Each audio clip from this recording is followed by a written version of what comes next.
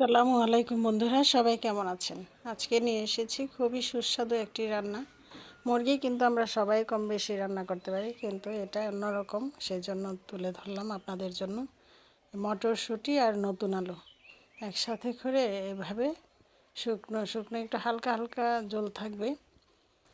আর যা যা লাগবে এই দেখুন, গুঁড়া আলু আছে না, লাল লাল গুঁড়া আলু, এগুলি নিয়েছি। এই আলুগুলি কিন্তু খুবই মজা হয় মুরগি বা ভর্তা এগুলিতে। আমি আলুগুলোকে এভাবে ছিলে তারপরে ভেজে নিচ্ছি। দেখুন, হলুদ আর লবণ দিয়েছি, দিয়ে একটু ভেজে নিচ্ছি।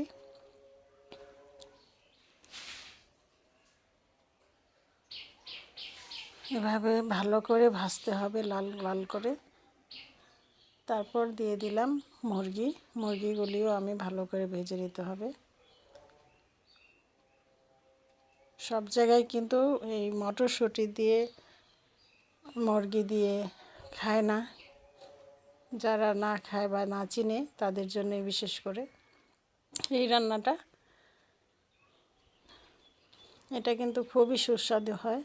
মটরশুঁটি কিন্তু সব কিছুতেই খুব ভালো লাগে। আর এই ছোটো আলুর তো কোনো কথাই নেই, অসাধারণ। এটা ভর্তা যেমন ভালো লাগে, বিরিয়ানি বলেন, মাংস বলেন, বড় মাছের সাথেও এই ছোটো লাল আলুটা খুবই ভালো লাগে। এভাবে আমি দেখেন ভেজে নিয়েছি মুরগি আর আলুগুলি। এখন ওই প্যানের মধ্যে, ওই তেলের মধ্যে আমি দিয়েছি পেঁয়াজ কুচি বেশ কিছু পরিমাণ, দিয়ে দিলাম তেজপাতা। এখন এগুলিকে ভালো করে ভেজে নিচ্ছি। এই দেখুন, আমি এখানে সব গরম মশলা, বাদাম টাদাম সব কিছু একসাথে বেটে নিয়েছি, আর এখানে আদা রসুন বাটা। এখন এগুলোকে আমি দিয়ে দিব। এই যে পেঁয়াজগুলি ভালো করে ভাজা হয়েছে, দিয়ে দিব সব বাটা মশলাগুলি। তারপরে এটাকে আমি ভালো করে কষিয়ে নিচ্ছি।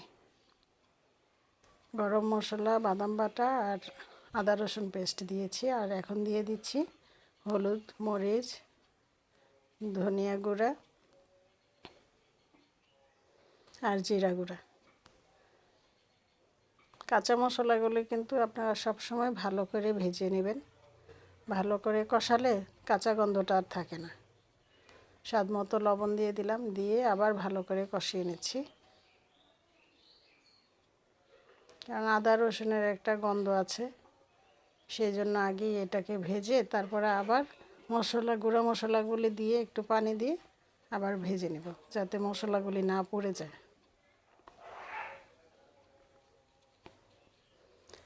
ভালো করে কষালে কিন্তু মজা হয় অন্যরকম। সব রান্নাতেই ভালো করে কষাতে হবে মশলা। এখন ভেজে রাখা আলু আর মুরগির মাংসগুলি দিয়ে দিলাম। এবার ভালো করে এগুলিকেও কষাবো, সবগুলি মশলা যাতে সব কিছুর মধ্যে লাগে, মাংস আর আলুর সাথে। এখন দিয়ে দিব সেই মটরশুঁটিগুলি। দেখুন কত সুন্দর লাগছে মটরশুঁটির কালারগুলি। আমার এই রান্নাটা যদি আপনাদের ভালো লেগে থাকে, ইউটিউব থেকে দেখলে লাইক কমেন্ট সাবস্ক্রাইব করে আমার পাশে থাকবেন, আর বেল আইকনটা অন করে রাখবেন, যাতে যে কোনো নতুন রেসিপি দিলে আপনার কাছে প্রথমেই চলে আসে। এখন এটাকে ভালো করে কষিয়ে দেখুন পরিমাণ মতো ঝোল দিয়ে দিয়েছি। আর ফেসবুক থেকে যদি দেখেন, লাইক কমেন্ট শেয়ার করে আমার পাশেই থাকবেন। দেখুন এভাবে রান্না করে নিলাম আমি। ভালো করে সিদ্ধ হয়েছে কিনা দেখে তারপর আমি নামিয়ে নিয়েছি। এই দেখুন পরিবেশন করেছি। খুবই ভালো লাগবে, একবার যদি ট্রাই করে দেখেন আপনার প্রশংসা কিন্তু করবে। একবার বাড়িতে বানিয়ে দেখবেন। সবাইকে অসংখ্য ধন্যবাদ।